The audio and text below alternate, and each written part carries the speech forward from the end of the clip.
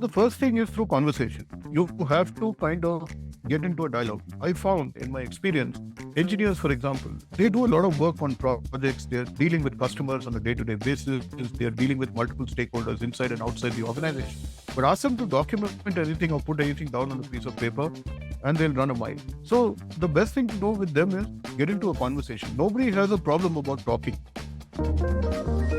Hello and welcome to Master of Comms, the podcast for transformative communication, straight from the pros. Today we're going to be discussing how can one create thought leaders within an organization. I am Krusha Sejwani, co-host of Master of Comms and Director of Asia at Sociable. And today I'm accompanied by our guest for the day, Peter Yorke, Senior Vice President Marketing at SunTec. Peter, welcome. Thank you, Krusha. Good to be here. Thank you for being here. And let's start there. Can you tell us a little bit about yourself, Peter? I'm a marketing and communications professional who actually turned to marketing and communications quite accidentally about 3.5 decades ago. I started my career as a journalist, but now I've spent a lot of my time working for product and services companies, and in between a short stint of actually running my own company before I sold it off. It's been 35 long years. I'm currently Senior Vice President of Marketing at SunTec. That's quite a splendid list of experiences, and you managed to somehow sum it up in 2 sentences. So thank you. Peter, also, I think before we dive into the subject for the day, if you can tell us a little bit about SunTec. So SunTec is a product company. We are into the pricing and billing, and we have a suite of solutions that we offer to our customers. We have about 150 plus customers across 45 countries worldwide. And our vision is a lofty one, but it's one that where we want to be at the heart of every transaction in a digitally driven world. So we want to create value for our customers through this and through the products that we offer them. Lovely. Of course, we want to dive into the subject today. I know you're going to give a lot of value, and it's always interesting to know who that's coming from. So thank you for telling us about both you and SunTec. And now we can dive in. And we want to figure out how can you create thought leaders in an organization. But let's start by, can you help us define who even is a thought leader? Krishna, a thought leader is somebody who can provide a unique view, a unique perspective, and on a particular subject based on their experience, based on their expertise, based on what they actually do at the workplace. So that is really who a thought leader is. And surprisingly, every organization has got several thought leaders, but the issue is that many of the thought leaders don't recognize themselves as thought leaders. And I think that is where the role of communications comes in. Interesting. And so they don't recognize themselves as thought leaders. It becomes, of course, the organization's duty to try to figure this out. Why do you think it's important today, though? Like, why are organizations trying to do this today? See, in a world that is so full of communication and clutter, thought leadership distinguishes an organization. So it enables them to kind of stand out from their peers, from their competition, more importantly. And in today's dynamic environment, which is kind of spewing out technology after technology, year after year, it's essential to basically portray thought leadership if you want to really stand head and shoulders above the crowd. So thought leadership becomes very important from that perspective in this very highly competitive environment. Peter, you did explain very well what a thought leader is. Could you grace us maybe with an example if we were to think of any organization? You can take SunTec or you can even take any company you want. Who would be typical thought leaders if we had to just think about this? A typical thought leader would be somebody who's able to move above the virtues and values of the product, move above what the company stands for, but really talk to the customer or talk to a stakeholder about what the true value of the proposition is in terms of what they're talking about from an industry perspective. To translate this, it means essentially, if I look at our own thought leaders within the company, what they try and do is to talk to the customer, as an example, about what they offer or about what we offer or what we can offer to the market, but not in terms of attributing it back to the product or the service or the company. They talk in larger terms. They're on a they're on a different plane altogether. That's really what it's all about. Interesting. So it sounds weird, of course, when you because you've simplified it in the explanation, it almost sounds fairly simple, right? You find these people who are ahead of the curve, who know what they're talking about, and become thought leaders. So, what is the challenge when we are setting this up? The biggest challenge with really dealing with thought leaders is, first of all, to acknowledge the fact that they are thought leaders or could be thought leaders, and then how you can translate this thought leadership into something that's tangible. So that could be in the form of, the best known form of thought leadership is, for example, in the form of writing, as an example. And most people, okay, are just fearful of writing. They're fearful of even putting their thoughts on a piece of paper, whether it's structured or unstructured. So that's the first big barrier that one has to overcome. And then to get them to understand the basics of putting that whole thought leadership into a storytelling mode. Storytelling is another thing which people are very, very scared about. But if you really think back to your formative years, all of us grew up with our parents or our grandparents or uncles or aunts or whatever it is, and they encouraged us to learn values, for example, through storytelling. It was as simple as that. So if you go back to ancient literature, for example, we were all given those books and we read them in school and we read them on our parents' laps and they read to us and all the rest of it. That was all storytelling. Unfortunately, somewhere along the way, that got killed because we kind of started to move into a world that was highly regularized, templatized, formatted. We lost that creativity of thinking and developing things into stories. That's the biggest challenge, that to bring people back to the storytelling days is where we have the problem. I think that's so interesting. And I have to ask you something on what you said before. But first on storytelling, because what you're saying here is we've gotten to so much of the mode of templates, organization, and then the creativity is lost. So, how do you strike that balance though when you are promoting storytelling, but it's still in an organization corporate setup, right? So, what's the balance there? To be honest, Krishna, you have to break that setup. As long as you can tell a good story and basically convey the point that you want to talk about, that is, in my view, you would have achieved something. I mean, I have a colleague, for example, who worked for a large multinational in the products and services space. They relate their product and what they're doing in technology, contemporary things that are happening in the world outside. It could be the latest film that's being released in a theater. And they bring the storyline to life and they bring what their product does to life by actually marrying both these elements together. Now, that becomes very relatable to somebody who actually is trying to understand a perspective or trying to understand a view. So you try to make things more relatable through the story, through the narrative. And through in that process, you actually are able to kind of convey your thought leadership in the market. I think that's a great example. So, as you said, there has to be at some level being able to let go of that system. The two other challenges you spoke of was one, identifying and letting these people understand that they are, in fact, thought leaders.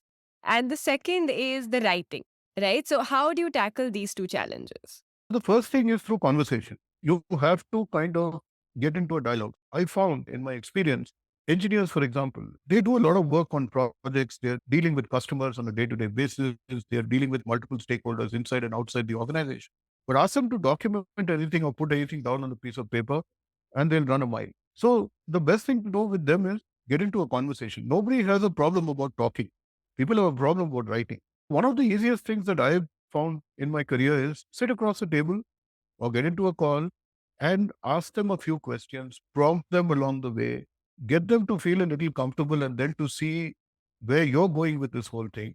And then they start becoming more accepting of the fact that indeed they have a story to tell, they have a view to present, they have a thought that they want to share.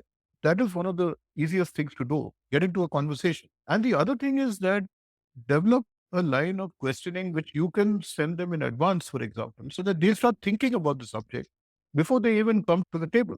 So I think if you're able to kind of spur them in that direction and move them in that direction, then you have somebody who then starts to believe that, okay, great, I think I have something to say. I think it's worthy of putting out there. And you got to kind of lift them out of the day to day mundane work that they're doing into seeing something which is more visionary. I think that's the role that we can play as communicators. That's so beautifully put. You took the example, Peter, of engineers, right? So, have you seen this? Is there a different approach that needs to be applied to different departments when you're finding thought leaders, or is it more a one size fits all? See, the fundamental approach of talking to people doesn't differ from department to department. What will differ from department to department is basically what you're questioning them on. It obviously has to be related to their subject. It has to talk a little bit about what's happening in the world outside. There, you will have some differentiation in what you say. But fundamentally, this whole thing about not asking people to write, but really telling them, look, can I talk to you? Can I record the conversation? Can I then get a transcript together? Can I help you with doing some of the research in this? And can I actually then develop the piece for you and you review it? Itself overcomes a lot of barriers and challenges. And we found that, by the way, working very, very effectively in SunTec. Lovely. So, what you're saying, it's also it's kind of co-working on it. You're not just asking them to do it. You're doing a large part of it and then asking them to review it. So the idea is theirs, then a lot of the work is yours, and then again the reviewing is there. So it's sort of a co-creation, right? It's a collaborative process, it's an iterative process. So that is basically what it is. And what you will find over a period of time is that they will actually start leading the way. So it's like dancing with a partner. One person takes the lead and the other follows. Exactly the same thing that we do here. So you take the lead and you kind of direct them down a path. After a little while, you'll find that they will be taking the lead because have understood the process and they just know what they want to say and how to say it. So it's a great way of kind of working. And that goes to show you are clearly on the next phase with this at Santec. And it shows that with the work you'll have done, because if the ideas are now coming from the thought leaders, that's definitely leveling up. Peter, can you, I think I'm going to ask you to just break this up for the sake of our audience. You have a lot of people who are probably starting to do this, and content is, of course, a big pillar, right, for thought leadership, as you've described. So, what does this process look like at Santec? You start with a conversation, you get these ideas. Is there organized meetings that happen at a specific frequency? Is it more ad hoc? What's the approach you recommend? We have regular governance meetings which happen every month. And we realize that if you don't, you kind of pin things down and put a structure to it, then things slip between the cracks. So one of the things we said is let's have a regular meeting of key department heads, and they are free to nominate people to these meetings if they don't want to attend, or they can have their colleagues and themselves attend, whatever it is. So we have about a dozen people who are invited to these meetings every month. Now it's not that all 12 of them kind of show up. Sometimes it's less, sometimes it's more. But the point is we have these meetings every month. Now, as a precursor to this meeting, what we do is as a communications team, we actually track some of the themes that we would like people to kind of focus their attention on, and we publish those themes. Now, these are not hard and fast. It's not that you have to kind of cover this, but we kind of publish those themes just to trigger some thought or trigger some discussion.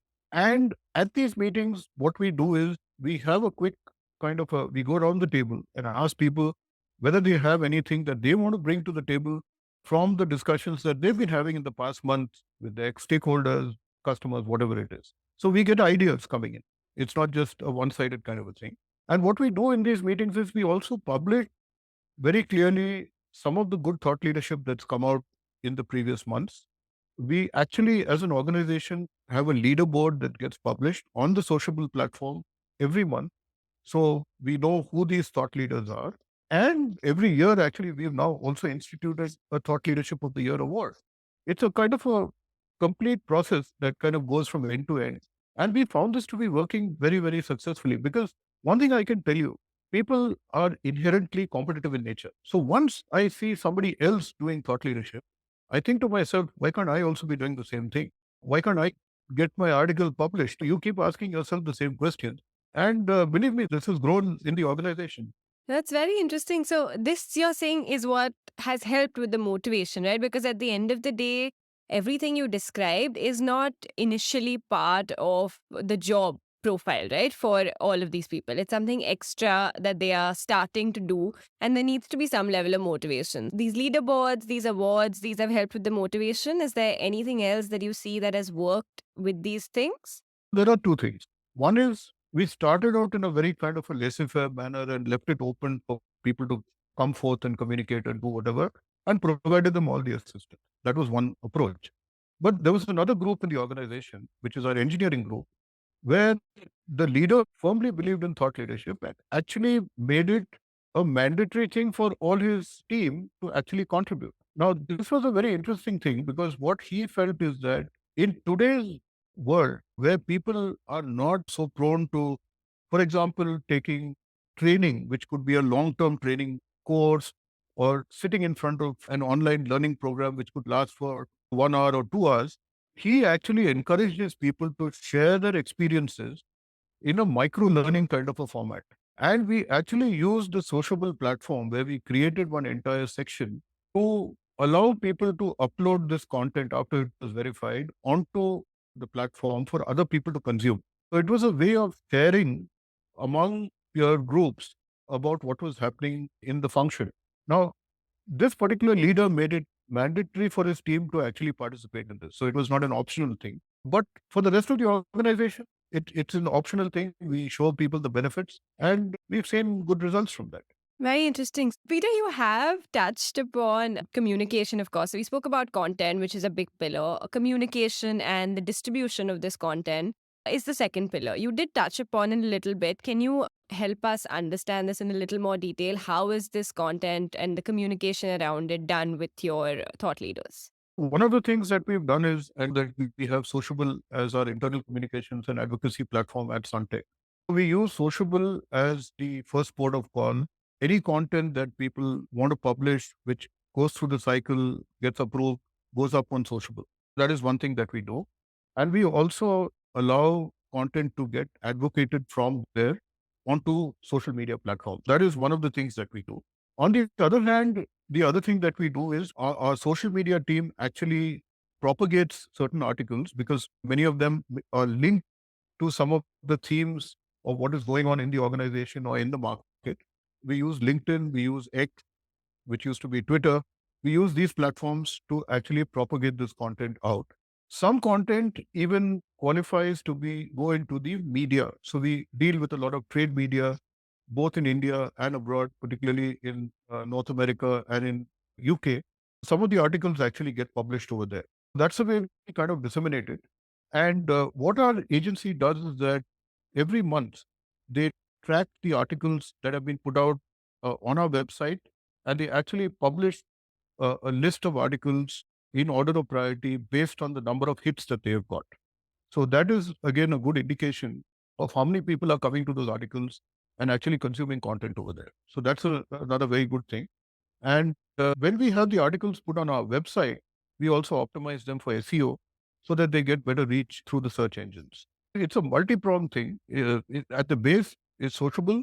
We have our website, and then we have the social media channels, which is LinkedIn, X, and then we have the trade media at the topmost layer. So that's essentially how it gets propagated.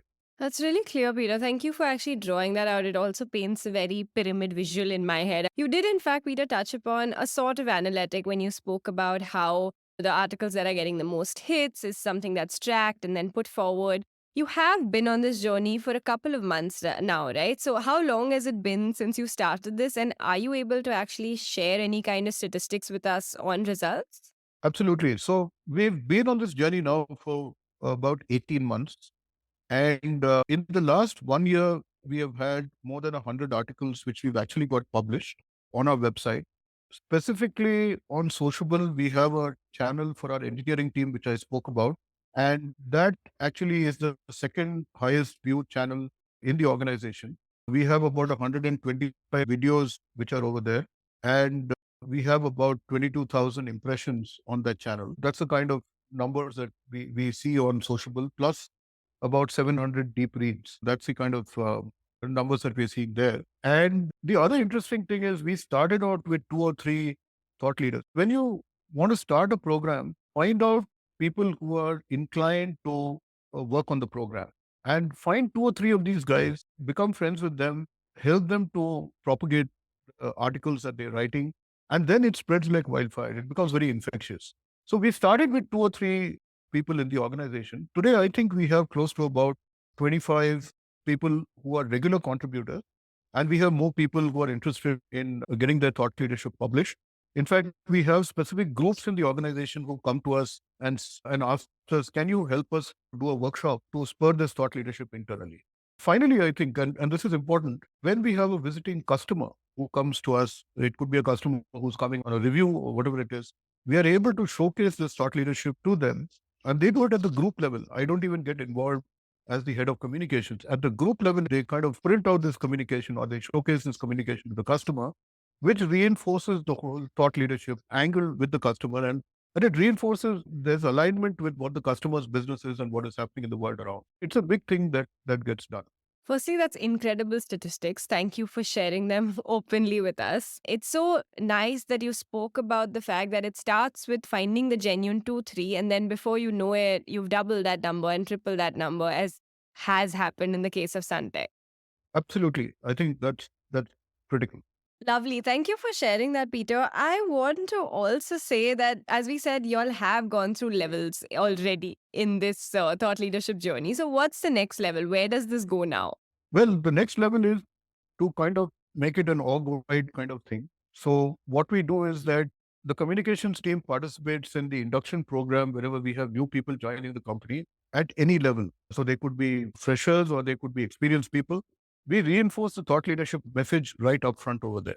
And we tell them that whenever they feel that they would like to contribute something, they're welcome to do this.